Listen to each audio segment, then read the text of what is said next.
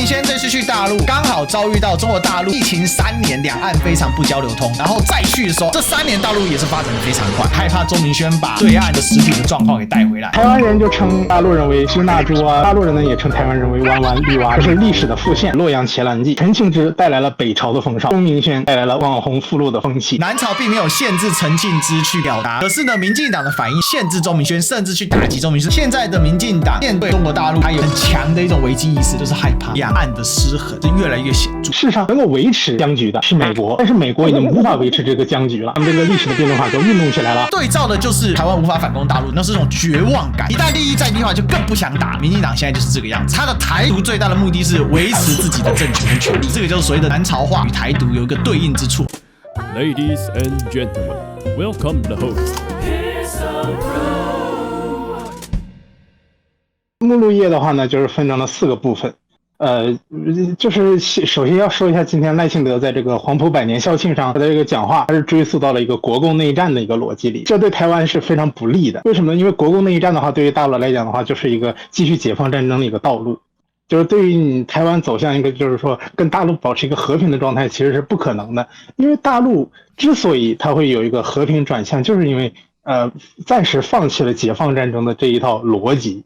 就是说，因为它一追溯就是追溯到北伐，追溯到东征，并且台湾就是所谓的这个中华民国这个政权呢，它实际上又放回到了就是中国的这个大背景里面。其实本身来讲，如果按照所谓1949中华民国迁台以后的这个台湾政权的论述来讲的话，事实上对于赖清德或者说对于台独而言，他又回到了一个所谓的中华的一个逻辑里面。其实对他的从某种意义上来讲，他转向到一种反共的逻辑里面，但是他要把自己套进来，实际上这是一个对他来讲是一个二律背反的问题，他是有问题的，对他而言是有问题的。但是他不得不，因为在黄埔100年嘛，他又不可能直接就说啊迁台75周年这种就是对于下面人来讲是很莫名其妙的这种说法的话，他只能追溯到反共的逻辑。那么反共的逻辑的话，因为反共的话意味着事实上你隐藏了一个立场，就是你事实上是一个还是在一个中国的一个里面的一个存在。要不然的话你为什么要反共呢？对吧？就中国跟你没有关系嘛，对吧？中国怎么样和你有什么关系呢？没有关系，你跟你对你来讲反共是没有意义的。然后我先说到这里，我还是回到我们主题来讲，我要从这首歌开始。为什么呢？它是一个挽歌，对台湾来讲，就是大陆的很多人对台湾来讲也有这种感受，就对国民党呢就是表示了更加的一种就是很无奈，就觉得他们怎么又这么不争气的这种感觉。然后就这首歌就是包含了这种含义里面。为什么我要特别说这么一个歌曲呢？很多时候就是意识形态的这个分析，你会注意到它时间和它的这个整个意象。就是事实上小蒋时期的歌曲，就是尤其是官方歌曲是越来越走向一种沉重化的地步的。台湾的官方的这种所谓的爱国歌曲呢，在老蒋时代呢还是一个比较轻松愉快的氛围。但是呢，就是自从这个台湾的经历被联合国驱逐、台美断交、美丽岛事件之后呢，整体的统治氛围呢就转向了沉重。就原本台湾就是老蒋不把台湾当自己地方嘛，他梦想是反攻大陆嘛，所以讲他的昂扬是面对大陆的昂扬。而小蒋在面临到沉重的现实以后呢，就是而且反攻大陆就是已经明确就是一种不可能了。官方就对于爱国定曲的创作就转向一种净化歌曲，这个净化歌曲的氛围呢也非常沉重。东南苦行山的这种歌曲的话，对于台湾而言，就是唱完这首歌以后也正式走向了他的南朝化阶段。像包括赖清德今天的发言也是南朝化，这个自古南渡之人未有背叛者，这可以说是中国历史的一个很客观的认识了。这3例呢实际上都代表了南朝化。南朝化里面这3例分别是东晋晋南北朝，然后宋人南渡就是南宋，明人南渡呢就是南明外加郑成功。首先一点就是缩鲁与岛夷，这个南北朝之间的互相贬低，台湾人就称大陆人为什么支那猪啊、中国猪啊等等乱七八糟的，大陆人呢也称台湾人为弯弯绿蛙等。实际上这也是一种就是历史的复现。这里面你看这个历史又在复现，就是台湾在大陆的眼里面就是实际上也是一个地位越来越低下的一个过程。缩鲁与岛夷是吧？缩鲁与岛夷。那么我们来看陈庆之北伐与洛阳伽蓝记。陈庆之北伐威震中原，这个是南梁这个梁武帝萧衍时期的这个一次北伐，实际上他是送北魏的一个皇族回去争夺皇位的。后来北伐失败呢，返回梁朝。就是这段话就其实就说了一个事情，就是陈庆之从洛阳回来了，然后就对大家就说，就这个晋朝啊，刘宋以来，我们都说洛阳那个地方就是荒的都不行了，就跟蛮夷之地一样。长江以北那都是夷的地方。这个结果我前面到洛阳呢，才知道啊，原来这个好的东西、好的文化都在洛阳，都在中原。那么和钟明轩一样，钟明轩在大陆看到什么、感受到什么，其实一点都不重要。但钟明轩如同1500年前的陈庆之一样，到洛阳看到了洛阳是什么情况。原来洛阳不是荒土，看到了壮丽景色就会觉得对原本偏下的地域感受感到渺小。台湾人感受到南朝人对北朝的感觉，北朝拥有着南朝各种南朝不如的东西，衣冠文物尽在中原，这就是这种超越时空的感受。陈庆之带来了北朝的风尚，钟明轩带来了网红附录的风气，是不是这样子的？超越时空的一个感受。你今天把这个拉出来哦，确实蛮有所感，还是可以看得到什么叫文化的积淀吧。那这也是民进党之所以最近疯狂在猎杀，其实不只是台湾有些网红跑到中国去旅游，最近哦，全世界真的兴起一股就是 China Trip， 就是说中国大陆在过去疫情3年哦，3到3年左右是全世界唯一没有完全停摆的地方啊。那而且呢，还是不断在推进嘛，所以形成了就是一个很大的一个对照。那我自己是这么看的哈，真的是历史。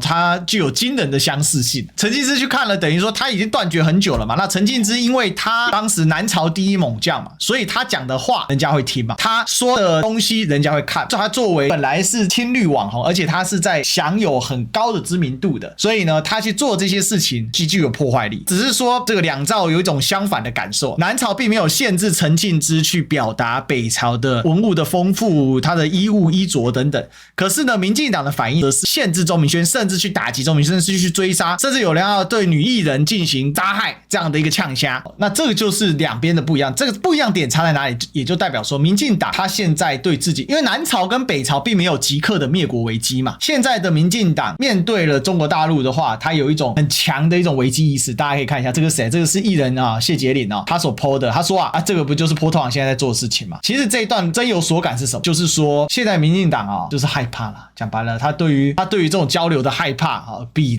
当时的南朝跟北朝之间更甚之啊。那也害怕钟明轩把对岸的一个实体的状况给带回来。魏晋南北朝时期呢，南朝北伐终究是魏晋全攻的。这个南渡士族呢和当地的土著士族都不愿意北伐。南渡士族对于北返带有一种恐惧，为什么恐惧呢？因为南渡过程中的南下士族格局本身与北方的情况就完全不同了。这个过程中呢，他就进行了洗牌。而南下后呢，留在北方的士族呢，将空出的生态位就重新的占据。即使北伐成功呢，南渡士族如果返回故乡，也很难回到原有的生态位。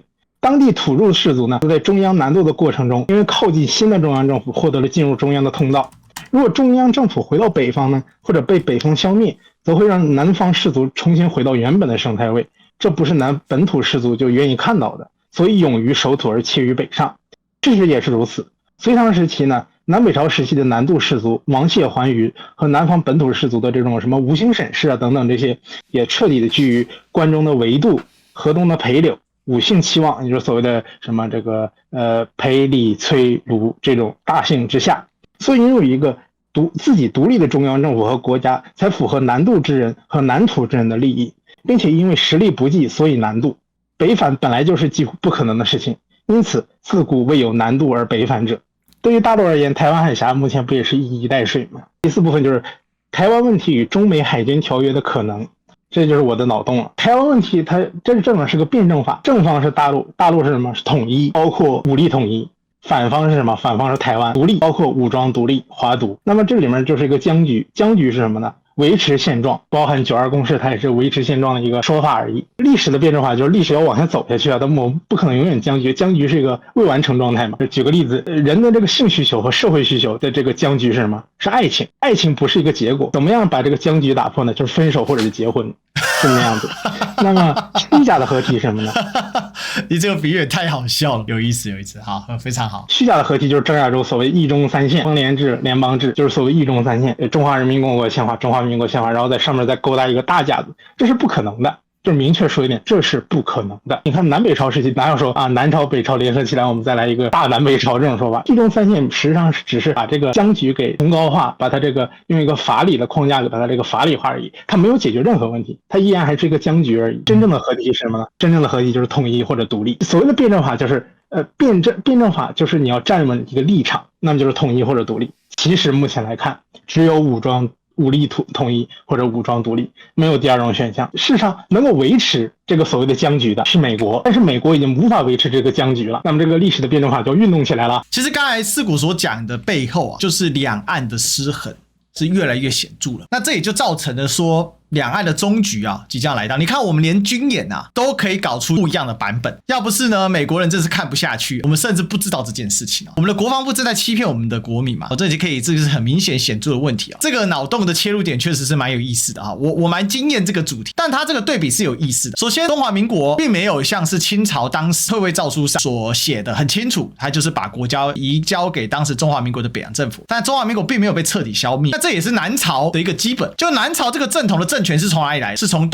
是从西晋这个政权继承而来。南朝始终没有被北朝消灭，最被消灭南朝是隋嘛，那隋才成为真正一统。当然，隋如果没有消灭南朝陈的话，隋如果又被推翻了，搞不好隋就变成另外一个北朝了哈。所以当然最后还是以北方政权消灭南方政权没有错。可是呢，在这之前呢，南方政权会出现一种南朝化的一个现象吗？台湾是不是一个南朝化的现象呢？台湾能不能比作南朝呢？就实力来讲，到了今天恐怕有难度。可是，在90年代改革开放的这个初期的时候，台湾经济发展的巅峰时期的时候，一度台湾占据了大陆的 GDP 大概到了40%到45%的时候，有没有这个现象呢？也不能说没有，所以这个部分很难讲，很难去做比拟。但是台湾的南朝化的现象呢，确实呈现在我们的社会跟我们的政治人物的一些反应当中。从这个点你可以看得出来，从老蒋到小蒋，它是一种从高昂的想要反攻大陆，到了一个低档的努力的抵抗，然后到的外交一连串挫败，再到自己因为经济起飞、经济奇迹而重新又站稳自信，它是一个这样的一个过程。可是在这个过程当中呢，整体来讲是走向不自信的一个过程嘛。如果你真要讲南朝化里面，那就解其精神。第二讲到这个南朝化，其实最主要是在精神的部分。为什么偏安？因为南朝打不赢北朝，所以偏安嘛。那相对照的就是台湾无法反攻大陆这种感觉嘛，那是一种绝望感。那这个绝望感就是所谓南朝化的一种心态上面的那种南朝化了哈。另外呢，就是互相贬低，这是分隔已久就互相敌对、互相仇视，这很正常啦哈。就是它会有，当然有时候好的时候会好一点嘛，比如说在马英九时期两边的关系比较好，然后经济也没有差异这么大的时候自然而然还是会比较友善的可是到了现在这又经过了8年的民进党的统治，这种长期的半隔绝状态也造成了确实两边的这个敌对的这个状况是往上升的嘛可是这里就要讲一个马英九去了北京跟习近平见面他所见面的厅室是跟其他国家在见其他国家的政要的时候是一样的，这对台湾反而是觉得好像升级了，对不对？所以你也可以看得出来两岸在体量上的差异我也是没有想到说用洛阳嘉兰记来讲这件事有意思周明轩这次去大陆其实也是怎样，刚好遭遇到中国大陆疫情3年两岸非常不交流通然后再去的时候，这3年大陆也是发展的非常快。那刚好陈金枝去的这个窗口节点也正好是这样子吧。北魏把都城从平城迁到了洛阳，然后陈金枝去了，看到了说哇，怎么变这样？一样吧。周明轩去，哇，大陆进步的也太快了吧！因为3年在大陆这以基建狂魔来说，它是可以做很多事情。现在的中国大陆进步真是快到台湾人很难去想象嘛。再来呢，不愿真的北伐的南朝什么意思呢？其实打不赢嘛，没法打嘛。打不赢之后呢，就开始利益的在地化。一旦利益在地化，就更不想打了。那整体来讲呢，就是民进党现在就是这个样子。他的台独最大的目的是维持自己的政权跟权力，这个就是所谓的南朝化与台独有一个对应之处。这个台湾问题辩证法这个蛮有意思的简单来讲台湾问题本来就逐步的空间在减少，随着民进党越趋的把两岸问题给清晰化它的空间就减少很多了我自己是这样看南海行为准则能不能推动呢？我想将来一定会落实落地啦。现在主要是菲律宾在反嘛，也只剩菲律宾在反了嘛，越南现在也没声音了嘛。那南海行为准则很简单，最大程度上的搁置领土争议，但是这个搁置领土争议的这个潜规则是什么？就是呢，尊重中国对于南海领土主权的伸索，还有实质占领权。在这样的一个状况之下，大家可以共同来开发南海，但是利益当然必须要另外再谈定。南海行为准则它是以一个不称霸但实质为王的一种号召啦，一种号召，那叫互给面子的方式。为什么美国不能同意呢？因为一旦成功的话，代表美国势力终将退出东亚地区，包含东北亚、东亚跟东南亚。